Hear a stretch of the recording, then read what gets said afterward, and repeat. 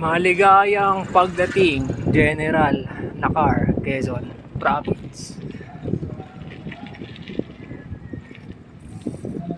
Hey!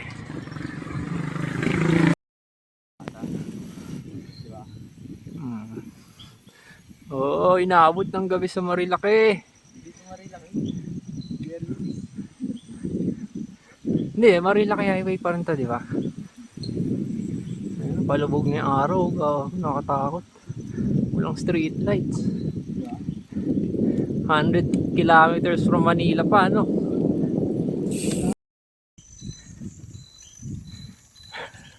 Alagitnaan ng Marilaki. Utang ina.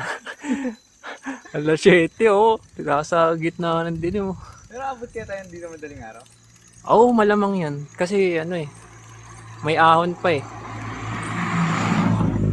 Saka ano, Pero pagkatapos nito, lusong na naman hanggang boto-boto. Uy, huwag kang mag-video dyan.